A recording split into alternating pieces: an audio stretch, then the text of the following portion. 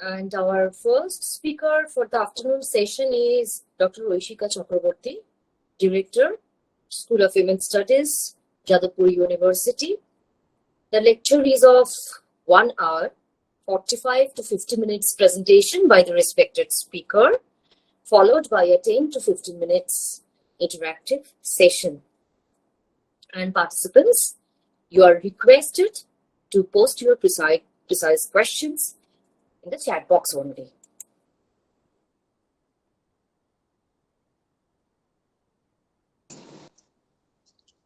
Now, I warmly welcome Dr. Aishika Chakraborty to deliver her talk on the topic, Oddo Shesh Rajani. Tonight is the last night. Over to Dr. Chakraborty. Thank you so much. Thank you. It's better to keep the video off and making myself more audible. Is it okay with all of you? It's perfect, ma'am. Yeah, thank you. And I don't have at the moment any video or any PowerPoint to share. So I'll just talk and I'll present my paper, Oddo Shesh Rajani. Tonight is the last night. So today I will talk about the journey of something which is not always taken as culture, tradition, morality, a very different look at history of women's journey in India, as well as my focus is on my own city, Calcutta. I'll talk about the immoral, the obscene, sometimes also the vulgar, all within quotes, as I revisit the many journeys of Calcutta's iconic cabaret queen, Miss Shefali, who was a refugee from East Pakistan, turned the first Bengali cabaret dancer. In fact, she's the first cabaret dancer of color in post-colonial Calcutta. The research, this paper, weaves together many personal interviews and my 5-year-long ethnographic and archival research on Calcutta Cabaret. In this presentation, I will offer some crucial moments of her life, which will also unpeel the psychogeographic setting of the city itself, the squalid underbelly of desires, seen through the eyes of the cabaret dancer.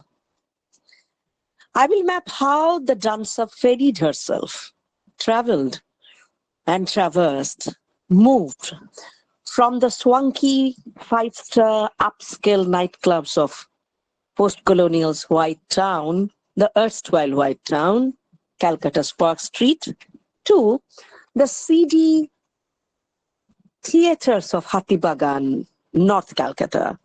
The seedy theatre, that is the professional theatre or the board theatre, and we may also call it porn theatre or sex theatres.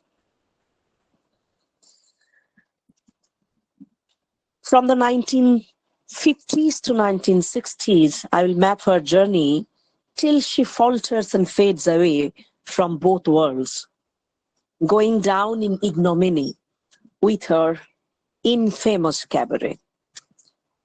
I will return the gaze on her behalf to question the state's power to ban and banish her as a sexual outlaw, critiquing the middle-class Bhadralok's claim on the monopoly to articulate culture that stripped her of her claims to livelihood and, once again, culture. So I will start with one of my research trip, but before that, before I forget, I must thank the organizers of the seminar. Yes, this is a brief introduction. You may call it my abstract. And I thank the organizers, particularly Pornadi, for inviting me to present my paper in this extremely wonderful, extremely important galaxy of scholars and participants. It's an opportunity to present my paper in this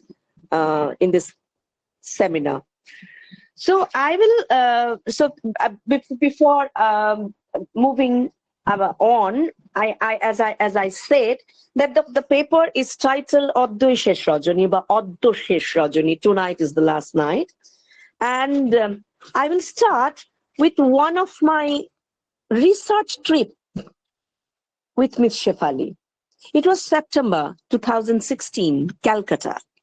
Oddo Shesh Rajani, or Tonight is the Last Night, is a biodrama which is running full house in sold-out auditoriums of North Calcutta.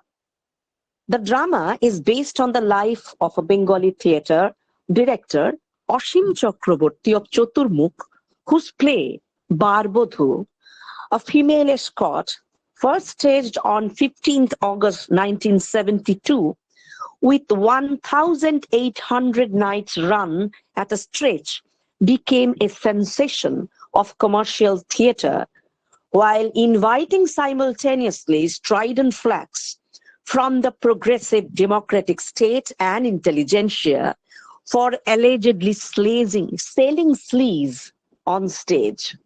The play, Barbodhu, further faced the brunt of state censorship when in 1977, the Information and Cultural Affairs Ministers of the ruling party asked the playwright, the director, to stop the show for the sake of Bengali culture and society.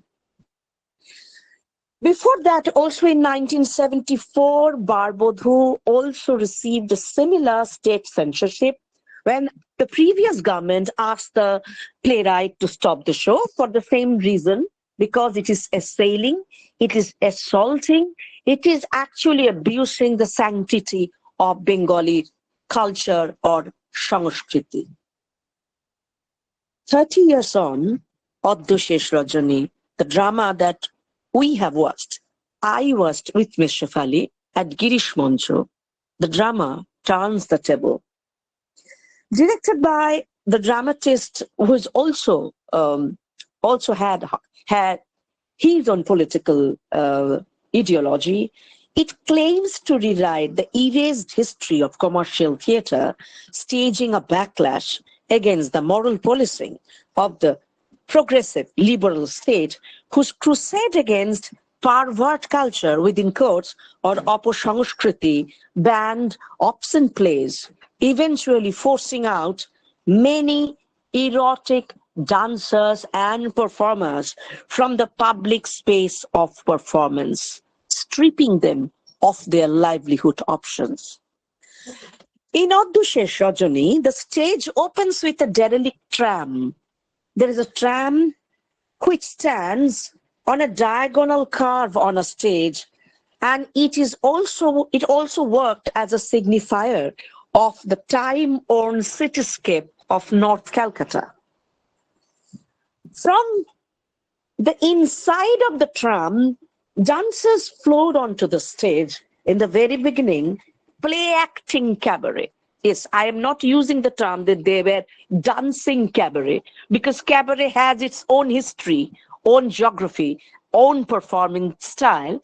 But these dancers in the 2015 play that we were watching, that I was particularly watching with the cabaret queen of yesteryears, was play acting cabaret, evoking certainly memories of some sordid commercial theatre that once hit the jackpot with sleazily choreographed bump and green dashes in mundane family dramas.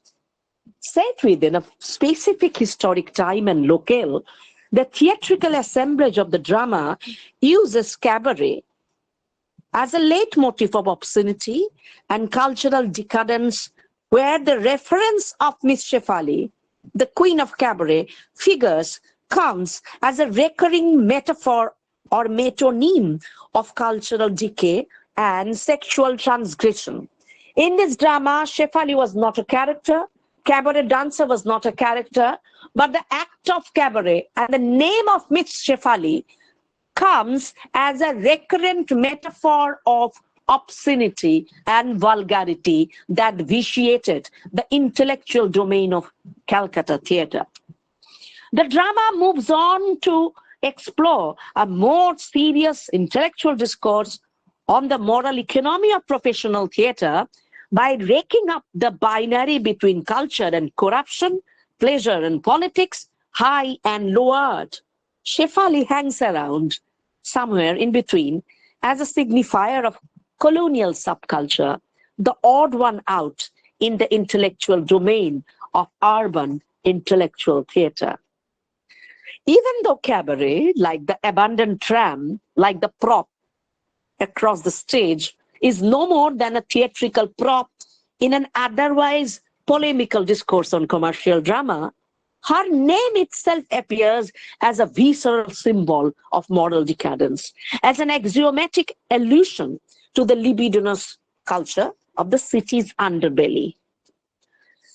But as I said, this is part of my research trip, my ethnographic journey, and one of my many interviews with Shefali on Shefali. The paper, my research was on Shefali, and I shared with her the day because she was too keen, too enthusiastic to see herself, to see the theatre.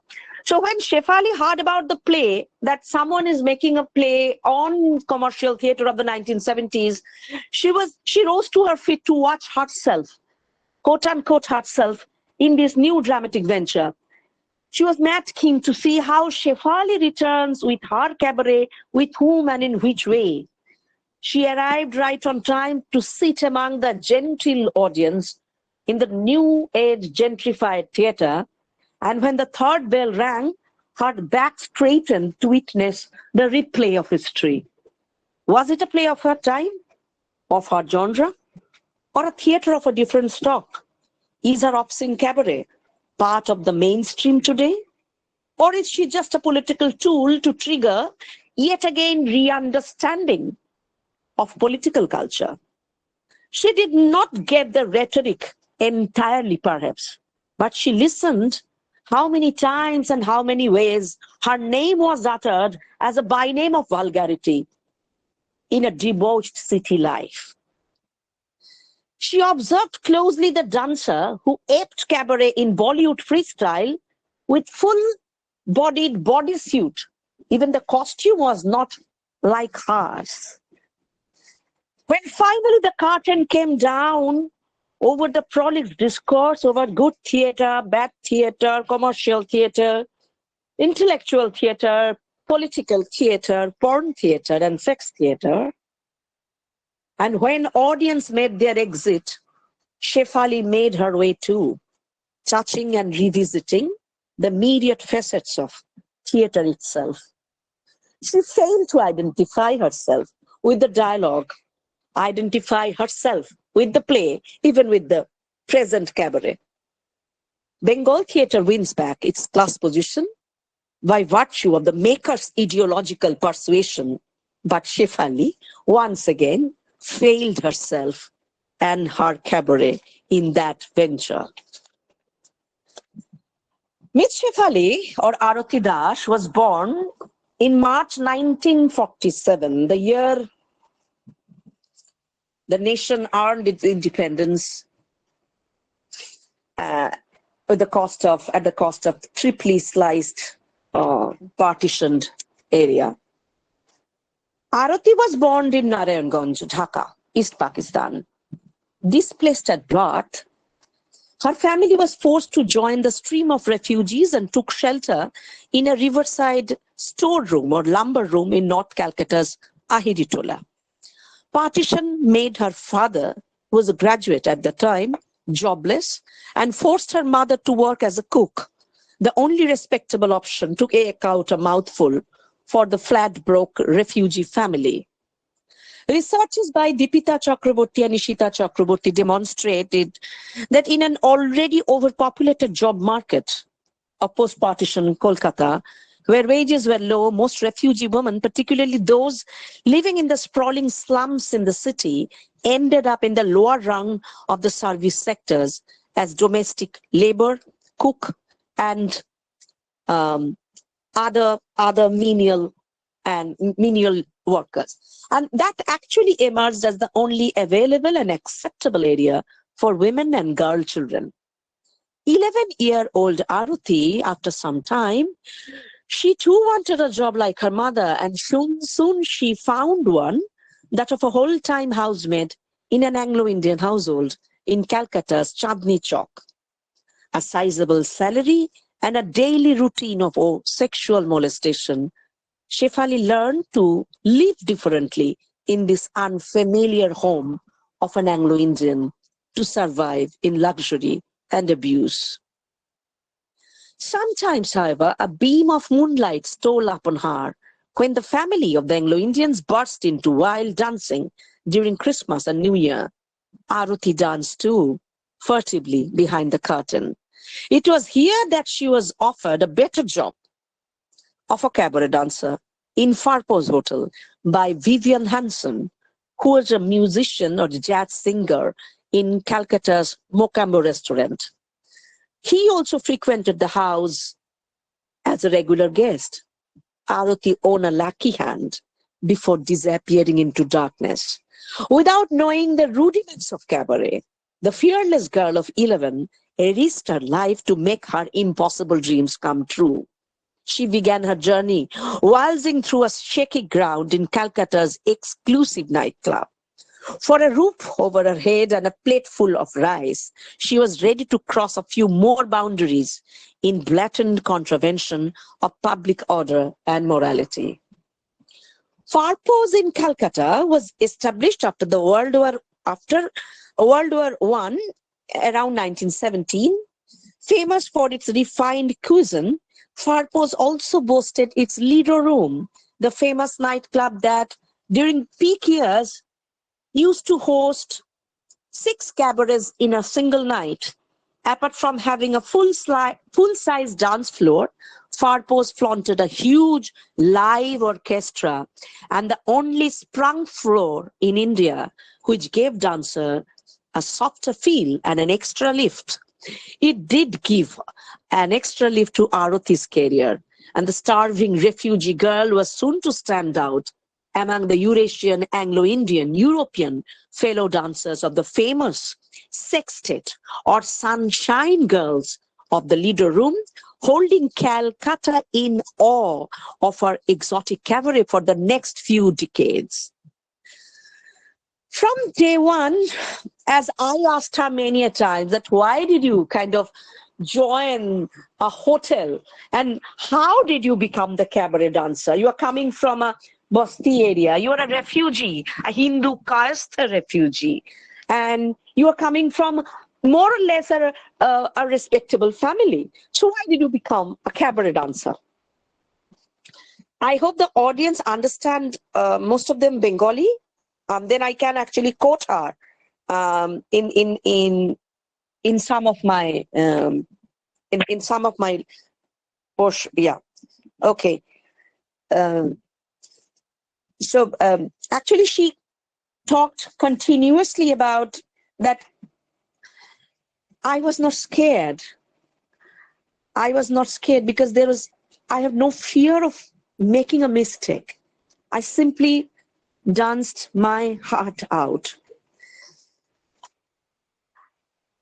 She also chose to remove herself from the puritanism of her gentle audience.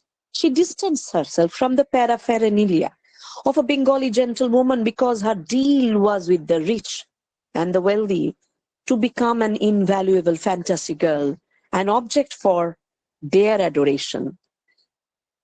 Farpo's rechristened Aruti as Shefali, naming her after the night-blooming jasmine, a flower native to the South Asian tropical weather. Shefali, mythically known as the sad tree, flowers only at night and shades before the sun rises, losing all its brightness during the daytime, mostly trampled under the feet, our feet. A very apt name indeed for the night queen of Calcutta, desired at night and hated with the daybreak. But Shefali's reincarnation was something more than just a change in name. The famished body took years to re-embody lust and desire. A daily regimen of exercise and diet was followed rigorously, that to make the magical transformation happen. Her day started with a cup of coffee and one piece of dry toast, and then practice began with the live band. Charleston blues, Hawaiian, cha-cha-cha, can-can, and Oriental. She learned every move by heart, and also some invaluable tricks about interactional strategy of the nightclub. She said, I learned how not to make myself available, but to remain always in demand. I learned by the seductive pouts and the furtive glance when to begin and how to end, so that the attraction lingers in the audience's fantasy, so that they must come back for the rest next night. Arati Das internalized everything in her ascent or descent on the way of becoming Miss Shefali. Shefali's life story and her interviews, in fact, offers a fascinating blend of sexual vulnerability and empowerment as she emerged as the devious and subversive force in popular culture, emphasizing the importance of power of an erotic dancer and as a woman.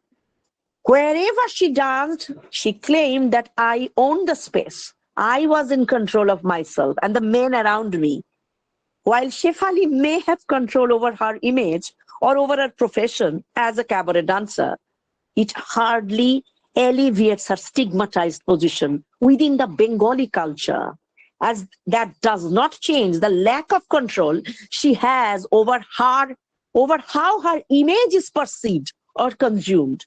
Nor does her power fundamentally change the cabaret dancer's standard, even if popular culture consumed her sexual labor. She remained an outcast, stigmatized, marginalized, and immoral body in the entire precinct of Kolkata's high or even low culture.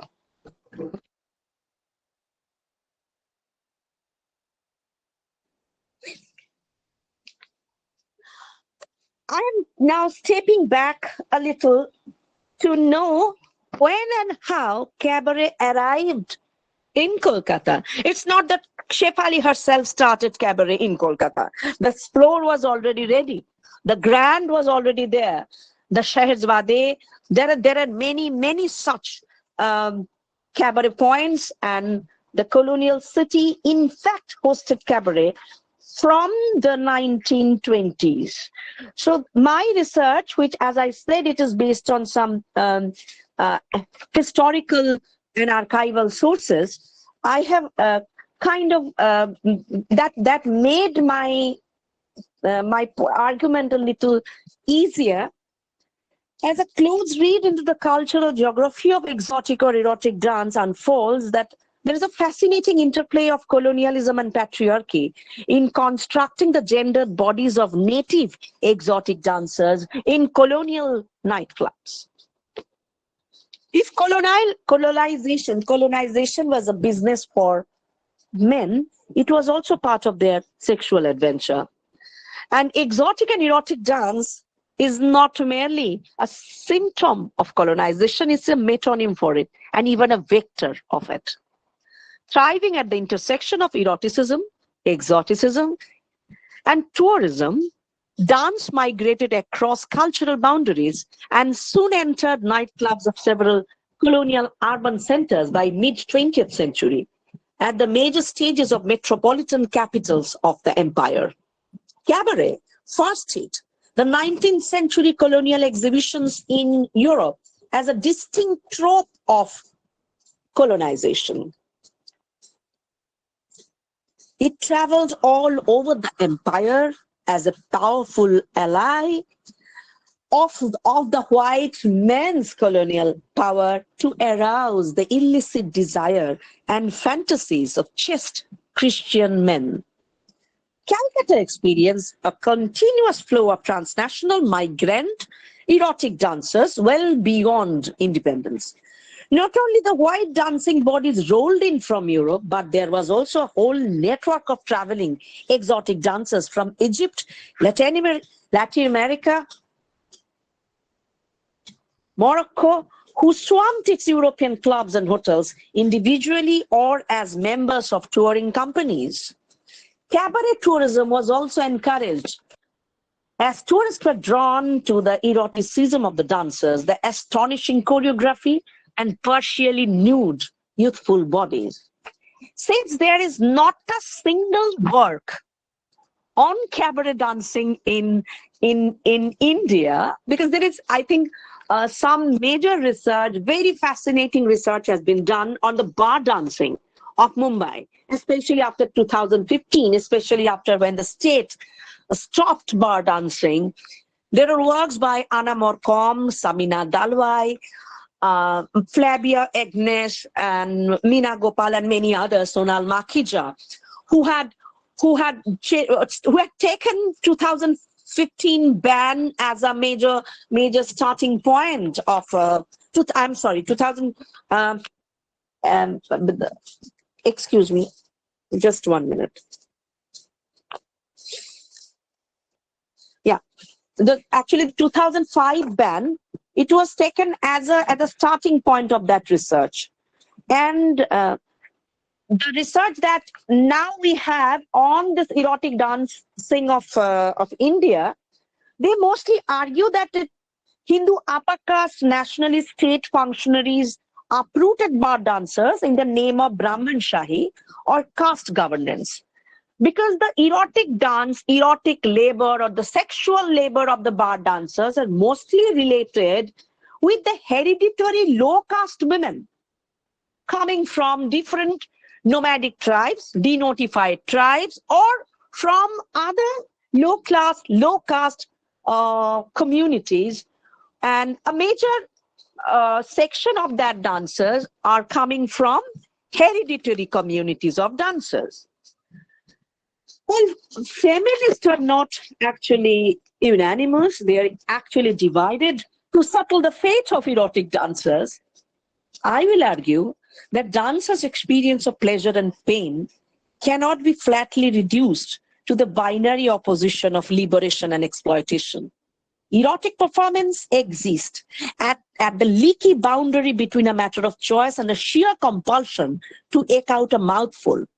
And the forced erasure of dancers from the moral geography of the nation cannot obscure the struggle for survival in an economically marginal, culturally stigmatized, and immoral work. My work is based on Calcutta, where erotic dancing thrived ever since the 1920s, because as I said, Farpos hosted cabaret from 1917 and 1920s. And my research has also pointed out that the timeline can be pushed farther backward from the 19th century. And erotic dancers or cabaret dancers in Calcutta were recruited mostly from high caste, middle class or lower middle class, refugee families from Bangladesh. None of them are, I have interviewed, my research has shown, none of them are low caste or kind of hereditary community of dancers. Most of the dancers who joined the nightclub as cabaret dancers, or most of the women who joined the Hatibagan theaters of Minerva and Sarkarina as cabaret dancers, were struggling refugee girls, struggling refugee women from Kayastha, Boidya, and even Brahmin families. Veteran dancers like Miss J, Miss Ruby, Miss Jamaica, all of them were actually Rima Bhattacharya, Miss Banerjee, Miss Mukherjee. So none of them were coming from low caste, low class, hereditary community of dancers. The Calcutta scenario is actually vastly different from the Western India's present day bar dancing scenario. And here too, the eviction, the cultural crusade, where the court and the state and the intelligentsia, the media, because at the time we just have some newspapers and some magazines, the orchestrated drive that put the shutters down and closed the nightclubs, evicted the entire community of erotic dancers, and the crusade was waged in the name of pervert culture or অপসংস্কৃতি. So I'm not going into the battle, the political or moral battle, because now I'm coming back to the history of cabaret in Kolkata and when and how it began. Very briefly, it's already 3:30. I'll just coming to the history of 1920s.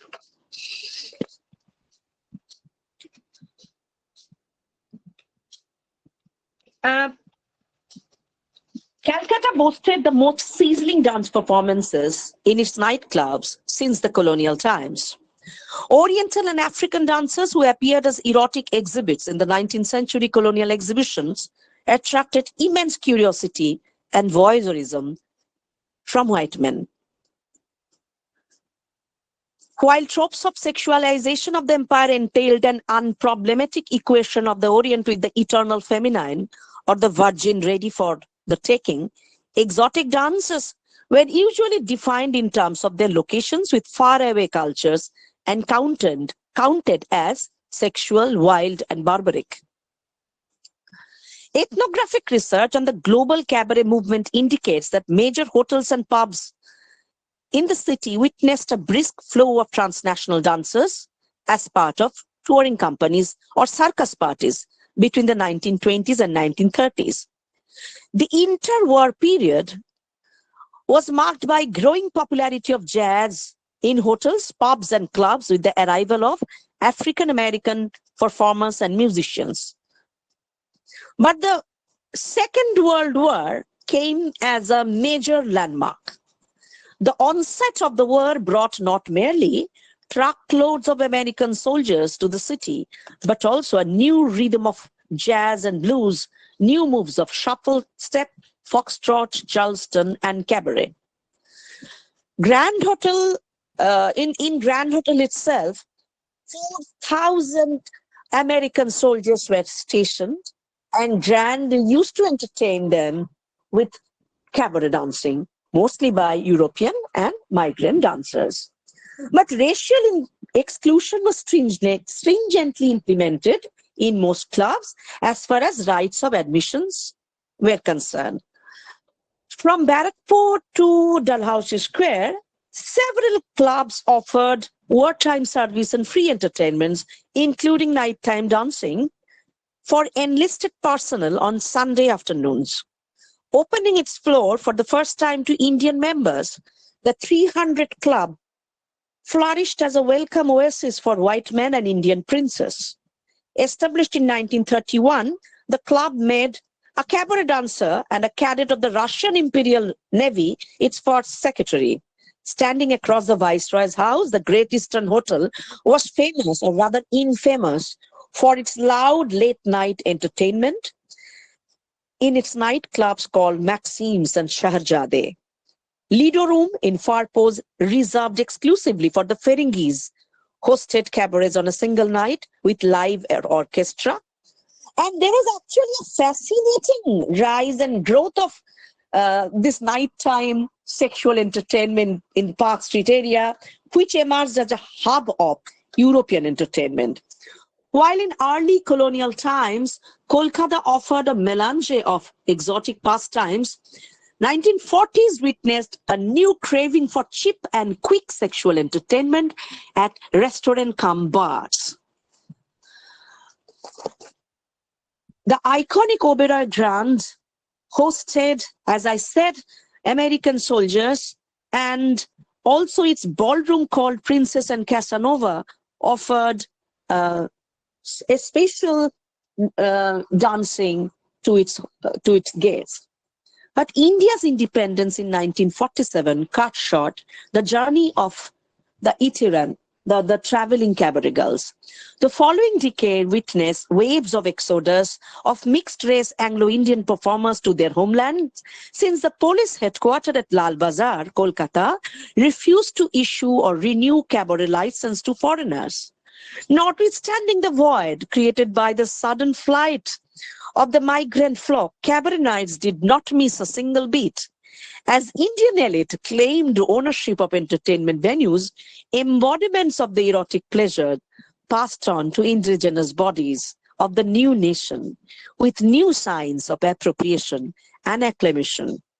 The first Bengali cabaret dancer who made rocking debut at the Lido Room was, as I said, none other than Miss Shefali.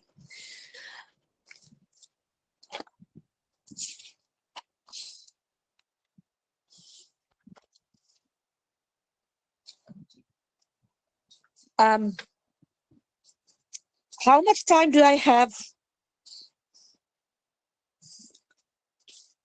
Ma'am, you may continue till 3:50, 3:45 to 3:50 is your slot. You may continue till 3:50. Okay, thank you so much. Thank you.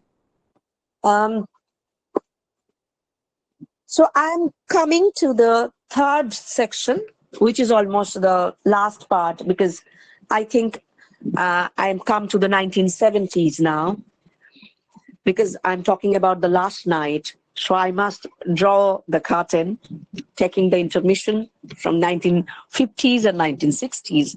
Let's come down to the 1970s.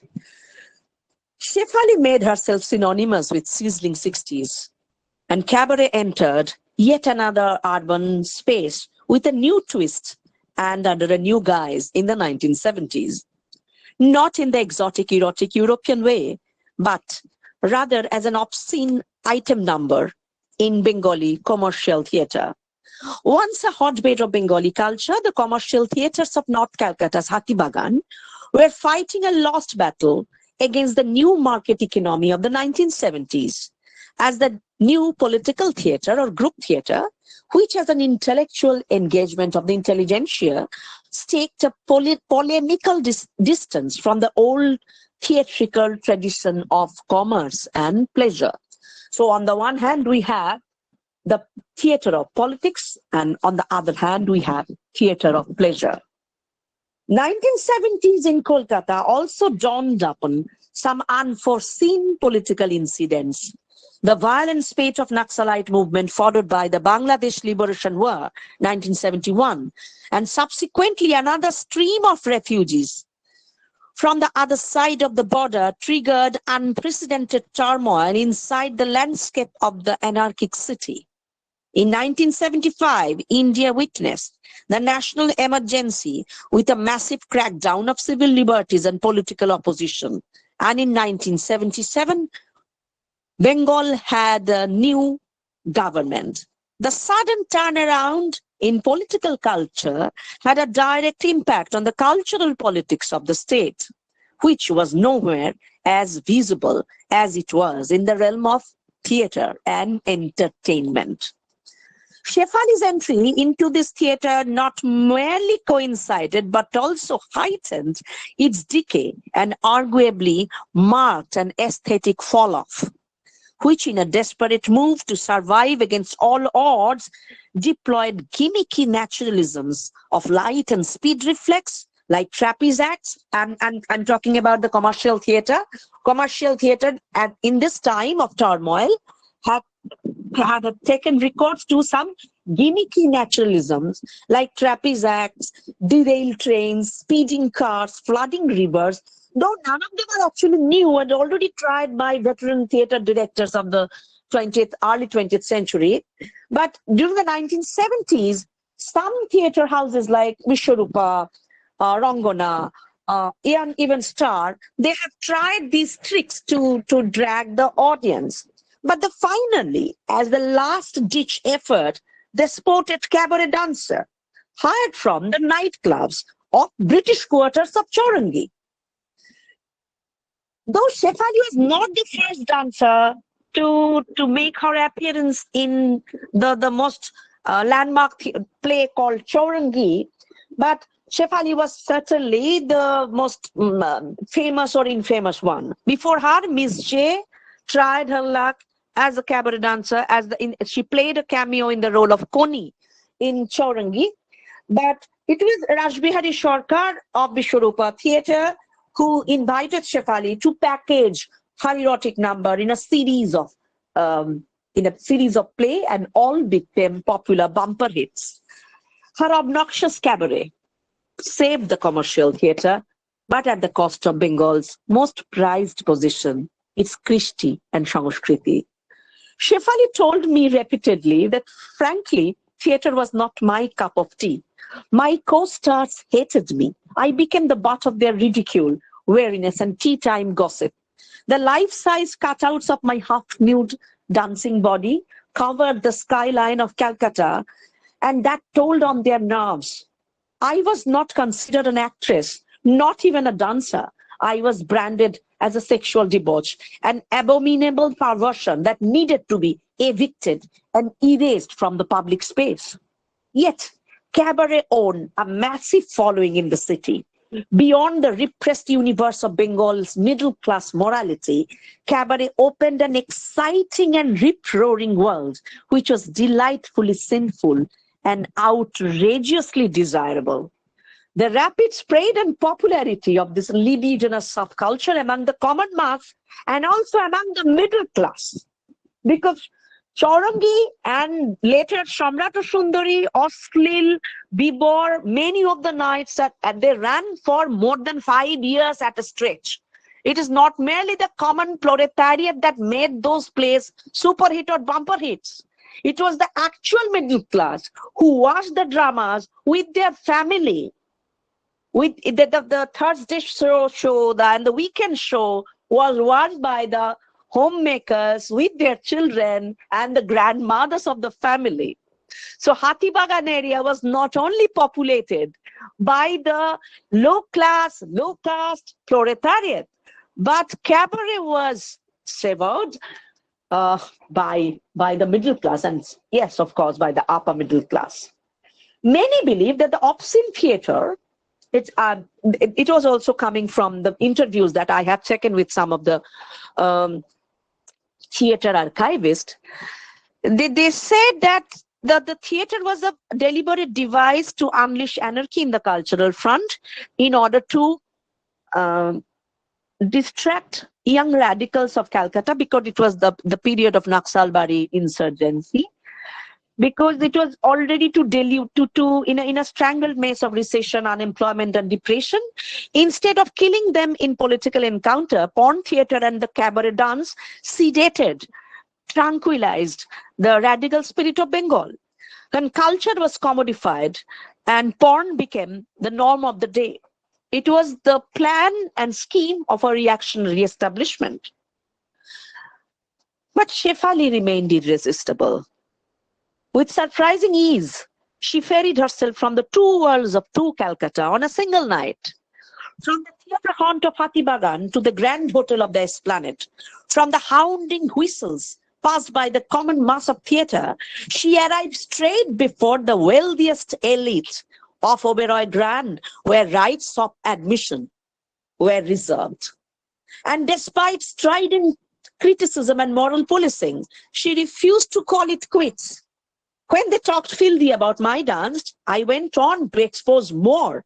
With every passing day, I lowered the waistline of my ghagra, my skirt. Come and see what you want to see. I cared a damn about your moral stand. I never tried to hide my identity as a cabaret dancer. But what about you, who ogled my dance in the dark hour of night and told it off as a symbol of degradation with the onset of morning light? So on a second thought, I conclude that moral policing and cultural censorship over Apasangskriti or pervert culture took a curious turn with increasing kind of 1980s and 1930s.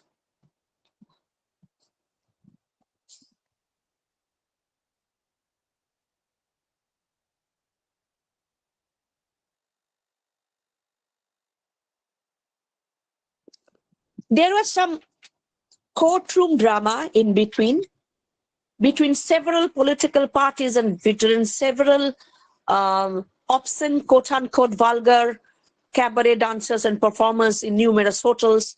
We have a famous court case between Usha Uthup and Jatin Chakraborty in 1983 that had a major impact on the singers, but nonetheless that did not spare the lot of the poor low middle class, not Anglophone, and refugee dancers. The fate of dance remains rooted with suspicion and disgrace as the state decided to clamp down on nightclubs with an eye to drive out dance and live music from all restaurants. By late 19th century, cabaret, as an object of historic curiosity, slowly dwindled into a dead art form. And also, accidental fires crept in the historic edifices, gutting down the iconic houses in a row. Star, Rangmahal, Vishwarupa, Sarkarina, all at midnight were gutted down, but the spark was often attributed to a mysterious short circuit. When some prompt arrest was made, the police reports hinted at sinister nexus between real estate and political parties. After more than 100 years in the limelight, Calcutta's professional theatre became shadowed by scandal and suspicion. I'm sorry, I'm trying to read the in-text messages, and I know time is almost up, and let me end with her own words. I met Arati Das many a times, who remembered her own journey as Miss Shefali's enigmatic journeys, looking at a distant past. So the homely, as I said, Atpoure Aruti had nothing in common with the exotic Shefali. And she prefers to keep her more celebrated self within bracket in her nameplate. In a way, she said, Aruti is the flip side of Shefali. Aruti lives deep within my private self. Shefali is my public identity. I knew how and when to connect and split the two selves and to retain my own unadulterated self. I asked her that Arati's past is rooted deep within Hindu Brahmanic ethos, Swat teaching, everyday ritual, but Shefali inhabits a blasphemous world, which was rooted through exotic European subculture of the hybrid city. Shefali answers, I never hung on to my past roots. I moved ahead with future aspirations as destiny had rooted me through unanticipated destinations. Shefali, I am Miss Shefali. Cabaret is my identity. I cannot disregard or denigrate myself just because you, the Bengali respectable middle class intellectual, once found it obscene and condemnable. If cabaret is vulgar, why have you come to watch it every night before going to outlaw it on moral grounds? Shefali remained a spinster, not unsurprisingly, but had to claim aloud in her memoir that I am a dancer, not a prostitute. I stood by that sinister politics of the state and the elite after 30 years of his eviction from public space. You may read my life as a counterculture of Calcutta's revolutionary aesthetics, or may reclaim it as a subversive testimony of a refugee woman against the sexual double standard and hypocrisy of a patriarchal state. I care a damn. I continue to exist before or despite your politics of ethics and pangs over conscience. Thank you so much. I end here. Thank you so much, Dr. Aishika Chakraborty, for your extremely engaging talk. It was as if we were sailing through the unexplored life of Ms. Shefali, her resistance to moral policing and sexual double standards of the cliched society of Bengal through your brilliant lecture. Thank you so much, Madam Speaker. And the session is now open for discussion. There are already some questions in the chat box, ma'am. Anjan Shah. Yes. Yeah, can I just react? Yes. React means just respond to Sonia Bhattacharya. Sonia, Shimonti Shen's book was written much earlier, and there the chapter was on the modern dance, on Tagore, Shankar, and the contemporary feminist dancing. But this paper I have, this year I have two publications on cabaret and also Bengali bar dancers of Mumbai. One published in EPW, the May issue, the Review of Women's Studies, and another on Calcutta Cabaret, Dance of Pleasure or Perversion, that is in South Asia, History and Culture. So if you can search on Calcutta Cabaret, by Aishika Chakraborty. I have 2 journal papers this year, and also one book, one monograph in Bengali, that is Kolkatar Cabaret Bangali Jaunota ebong Miss Shefali. That is a whole very slender book which was released by Miss Shefali just 10 days before her death in Oberoi Grand. So that's the thing that I must share. Yes. There is one question by Anjan Shaha. Left front government was opposed to cabaret in theatre, but organized Hope 86 later on. Isn't it hypocrisy? I'm not going to comment on that because I am talking about the journey of a refugee girl. Certainly, the historic part is my major focus. I am talking about third wave feminism, and this is a very different antidote to the commodification of the female body and the tragedy of capitalism. And I am talking about the subjectivity, agency, and the resilience of a woman who danced the night away to ache out her mouthful and to live in dignity, live with dignity. Whether we call it dignity or not, that doesn't matter to her. Of course, the hypocrisy of the state is palpable and it's widespread. But from west to east, from north to south, from left to right, we know the hypocritical morality of the state, of the progressive democratic state, because they are the erotic outlaws. What is really fascinating, because when I started my research, there is not a single research on the cabaret dancer, where we have focused so much on Shonagachi, we have so much attention on the bar dancers of Mumbai bar. There is not a single line, not a single academic taking on the cabaret dancers. They are not one or two like Shefali or Miss Reshma or Bobby. Why this silence? Why this academic silence on cabaret and the eviction of the dancers? That is very curious, and that is also political. But I really question the feminist stand, who are absolutely, they maintain kind of sellotape on their fingers, I think. What resists us to write nothing, to write anything on their behalf? That is very kind of wonderfully I'm curious about that. So that's why it took me, it's a fascinating journey for me, because I met the cabaret dancers, I kind of lived with them, I visited the Kolkata dance bars, I visited the Mumbai dance bars, which is a daunting task. And even during the lockdown, I made the bar dancers, and there's not a single lead coming from anywhere. So, and it is also kind of, most of them are, because with Shefali's death, my archive is lost. I lost my archive. Nothing was written on their behalf. So because the bar dancers are still there, I can write on them. And I can certainly link their dancing with low caste women's body, hereditary women's dancers. But what about these cabaret dancers who are from 1960s to 1980s, or even well beyond that? If I look at the trajectory of Kolkata's commercial theatre, I'm really curious about the academic silence, the feminist silence, because I think the Kolkata is the city of the academia and also some very fiery feminist movement. So why this silence on this subaltern, proletarian, refugee, low-class, struggling women who danced? Yes, they danced to ache out their mouthful.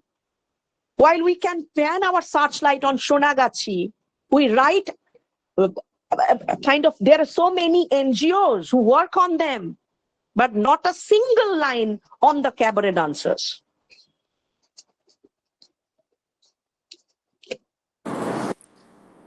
Madam, we have another question by Navanita Mitra. Was Shefali accepted by her own parents?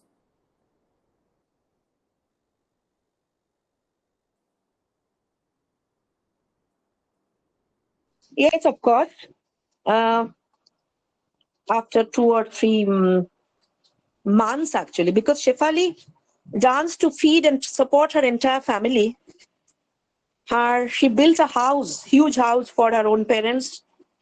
She looked after her parents and also her brothers and sisters. So yes, she was accepted, but her income, her celebrity status was enjoyed by her family. But certainly there was also some ups and downs. Something that all of us can guess. And when she retired formally from dancing, she chose to live alone. At some point, she said that they are not very comfortable with her career, her cabaret career. But at some point, she said that my parents are happy with me. Actually, she had her class in Jadavpur, in her parental house. She used to visit her parents every Monday. And she recruited many dancers from the hinterland of Jadavpur, that is. So that is also another story. How and kind of other cabaret dancers, she groomed them, she trained them, and she actually ran her own ballet company during the 1990s. Okay, Parma Mukherjee has asked another question. Ma'am, as you have researched on her, I would like to know, did she never want to emerge as a heroine in Bollywood? As so far as I know, famous heroes of Hindi cinema popular in the 70s and 80s also visited Shefali. And the last question is by Sonia Bhattacharya.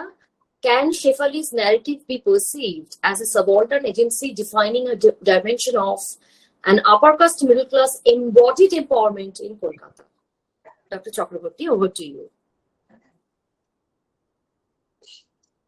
Shefali wanted to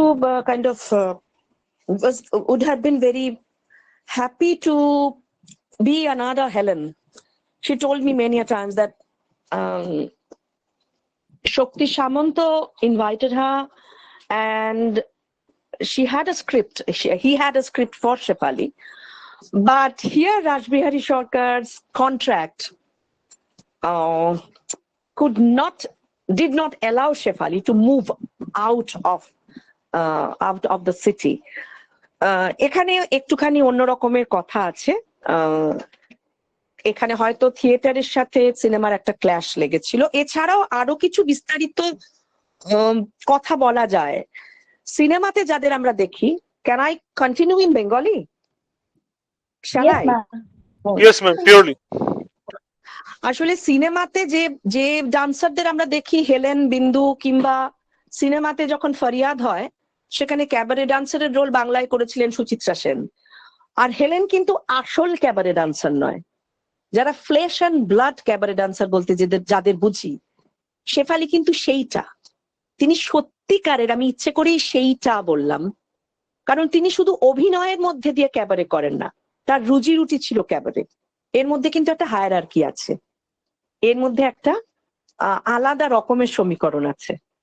কাজেই আসল যারা cabaret dancer, তারা তো সত্যিকারের cabaret dancer, তাদেরকে আমরা সেই শ্রদ্ধার চোখে কোনোদিন দেখিনি। কিন্তু হেলেন, বিন্দু, কল্পনা আয়ার কিংবা আজকেও যারা আইটেম ডান্স করেন, তারা কিন্তু সত্যিকারের ক্যাবারে ডান্সার নয়, তারা ক্যাবারের ভূমিকায় অভিনয় করছেন, তাই না? হেলেন কিন্তু সত্যিকারের ক্যাবারে ডান্সার নয়। এই সত্যিকারের ক্যাবারে ডান্সারকে দিয়ে বাংলায় যখন রোদনো ভরা বসন্ত হলো, শেফালি কিন্তু এই সিনেমার সম্পূর্ণভাবে সিনেমাটির কোরিওগ্রাফার, এবং নিজের নাচও ছিল।